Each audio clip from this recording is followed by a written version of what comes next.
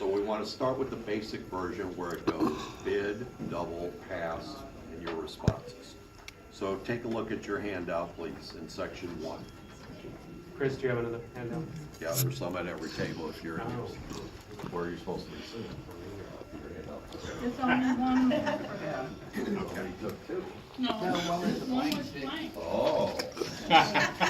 You got the special one? Right. Surprise? Thank you. I was wondering why I had too many. Chris, give me a.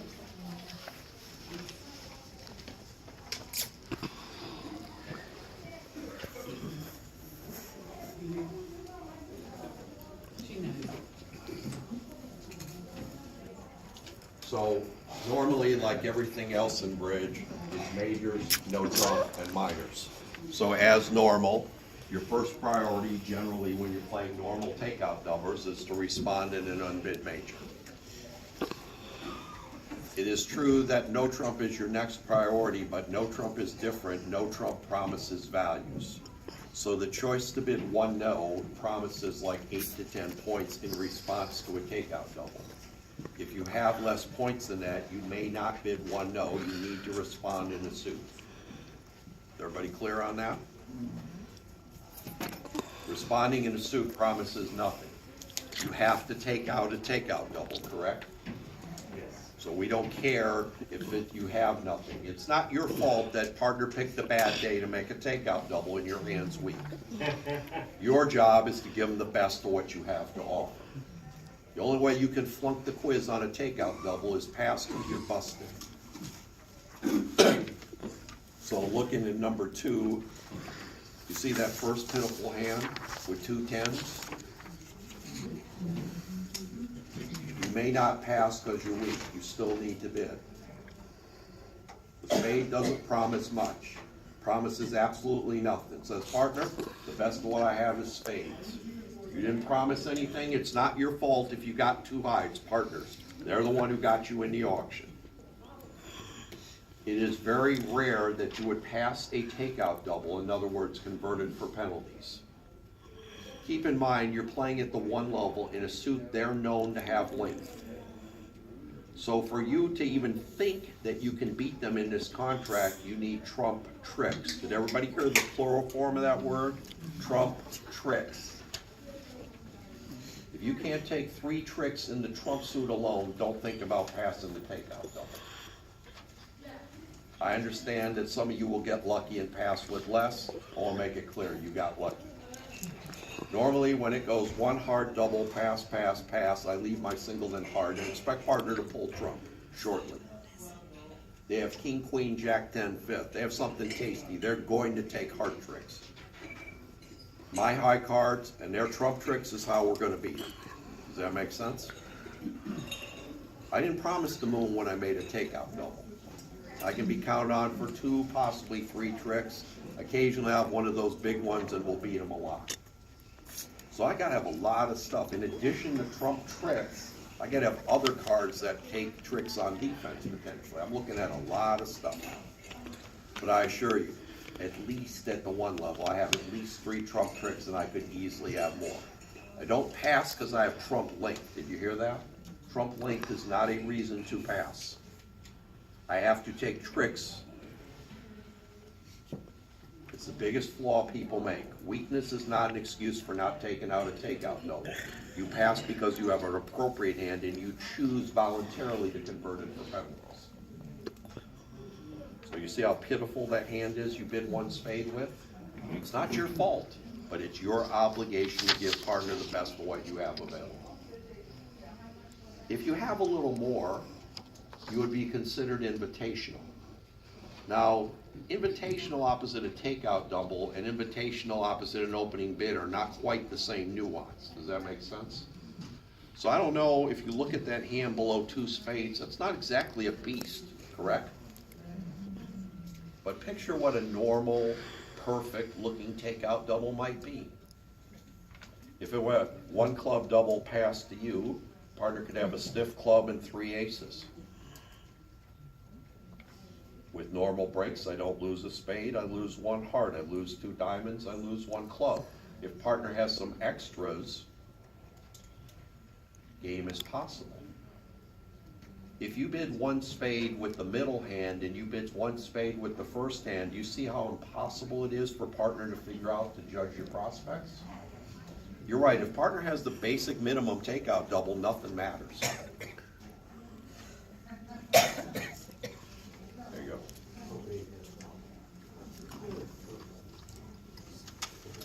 Nothing matters. But if partner has extras, you need to tell partner the difference between the first example and the second example. Does this make sense to you? You see in the second example, I have 3 likely things that take tricks, probably. That's invitational strength in all probability. They don't look like the normal. Remember, you're evaluating in different circumstances. So please understand, invitational in the realm of takeout double is not invitational in the realm of an opening bid. They're 2 different animals, understand. The last one is the most important for most people because they don't get this. There's one powerful response to a takeout double. It is the Q bid of the opponent's suit. It says one simple message: partner, details later. You will bid till we get the game or extract enough blood from the vampire. I'm satisfied. They offered more than my game. You may not pass till we get the game. I don't care what you think's going on. We either have to double the opponents or collect our game bonus. Now you understand, when you make a takeout double, that doesn't always show that many high card points, does it? So you have to have a pretty hefty hand to think that game is a certainty. Maybe even a little bit more than a normal minimum opening bid. Because there's no guarantee you have a fit. You think you have a fit, depends on the nature of your hand, correct? So take a look at the example there. If partner has the prototype version, you have a spade fit. 4 spades is probably pretty easy. Unfortunately, they don't deal me the prototype every day. Sometimes partner's takeout double is 3 spades and 4 hearts, and this is a little dicey. I would admit I would bid 2 clubs with this hand, but I want you to understand, just because you're forcing the game doesn't mean you're going to make it all the time. Okay? One part is not inherent to the other. Go back to the list on the top. Again, your cheapest bids are in the major. That's your first priority. 1 no trump shows a range of value. You see invitational is kind of in that middle-ish zone too, right? Your next bids, your jump bids are invitational responses. If you bid 2 no, you're showing like a hand that's typical of a normal minimum opening bid. 3 no is even more than that. It's understood when the opponents bid a suit, you're required to have a stopper or stoppers in their suit. Is that understood? It's not just shape. The only suits we ever worry about stoppers in are the ones the opponents have bid. So I'll make this clear. If it goes a club double and you pass and it goes 2 clubs, and now they double to confirm they have clubs, the only suit I'm worried about for a stopper is clubs. That's the only suit or threat that is known. We don't worry about threats and ghost suits. We only worry about the ones they have confirmed exist. Does that make sense? We're not concerned about it. Usually it works out fine. There's 2 good reasons we don't worry about it. 1, it doesn't exist most of the time, and 2, they still got to figure out to lead it. And sometimes the person who's got it is not the one on lead. So we don't worry about ghost threats. We only worry about the known threats. Does that make sense? So don't tell me this business I got to have a stopper in spades and hearts and diamonds. Forget about that. We only worried about the known threats. Does that make sense? We don't chase ghosts on these deals. And again, the Q bid is the opponent's suit is the one that is misunderstood and underutilized. Whenever you have a good hand, that's what you're supposed to be doing. You make the Q bid, you sort the details out later. The reason you do that is not so because you're worried about what's going to happen. You're worried that, the opponents are not muzzled. They may compete. You need to get the message across and stake the claim it's your hand as quick as you can. So now if the opponents compete, you know to either double them or get to where you're supposed to go. Does that make sense to everybody? All right, now we want to look at the variations for when the opponents get in the auction as well. So take a look now at B. We're going to work from the premise of when a club, double, a heart, and now you're up to bat. Bids run relatively similar to what was going on before, but there are some key adjustments. As soon as that opponent bids one heart, you don't need to bid anymore. Your partner automatically gets a second chance to bid if they have more values. So you don't need to bid to take it out, right? They have a chance. They've already get another chance to bid, whether you do anything or not. So when you're weak, you pass. If you bid, you're showing something. So look at the two examples here. You see the one where it says one spade where you have nothing, and you see the one in the middle. So how much is something? All right, well, if I had just the king of spades, same hand pattern, I wouldn't bid, I would pass. If I had the king and the queen of spades, I would bid. If I had the queen of spades and the king of hearts, I would just bid one. I would still jump if I had more, okay? Does that make sense to everybody? You're splitting that range down when the opponent bids.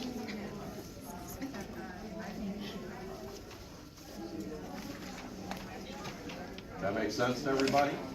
So when the opponent bids one heart, you can split your hands that would have bid one into two. The real weak ones you can pass, the better of those you bid anyhow.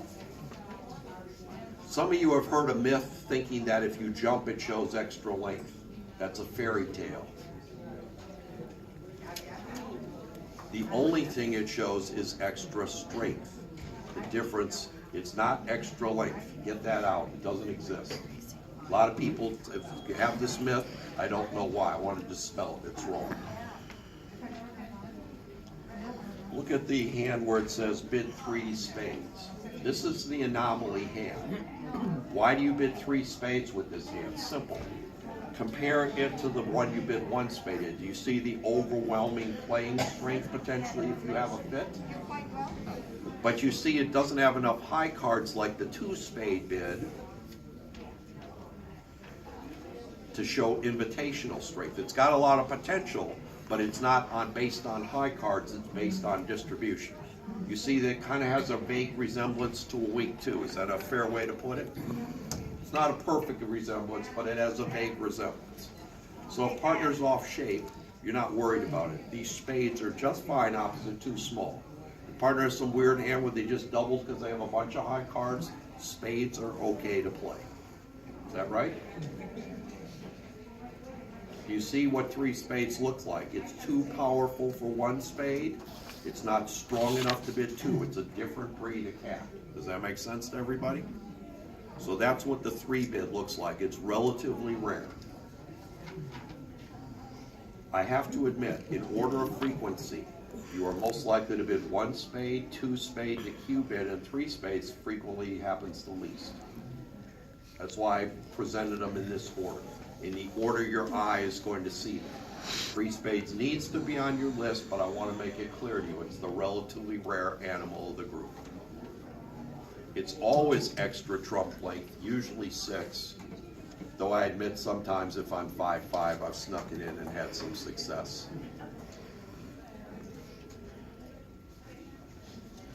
Last but not least, bottom part. 1 club, double, redouble, and there you are. The opponents have been gracious enough to tell you you could be in trouble.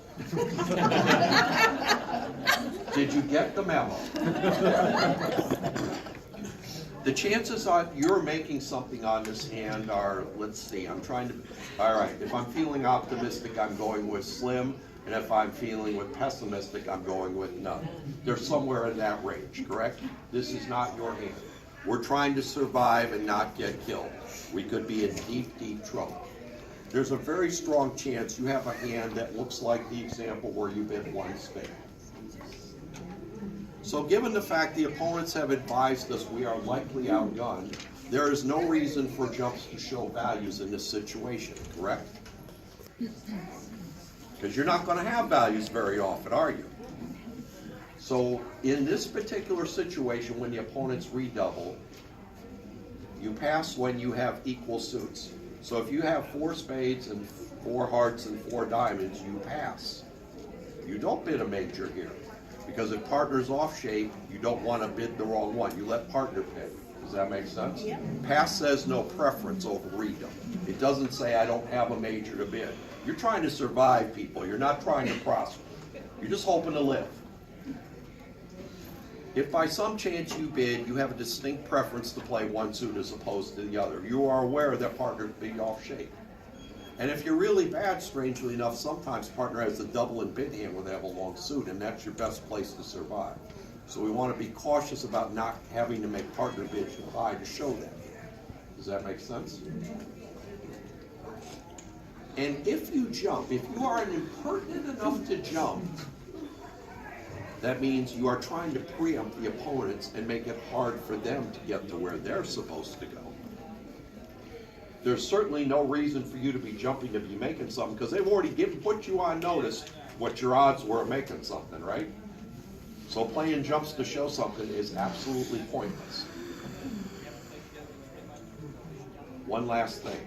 There is no such thing as it goes a club, double, redouble, and you're passing saying you want to play one club, redouble. That doesn't exist. That's a nice dream. It will happen someday. Partner will never get the joke. Partner's just going to assume that you're dead and they're just trying to get out with a little bit of flesh, okay? Pass does not mean you're happy to play one club redoubled and you have to bid.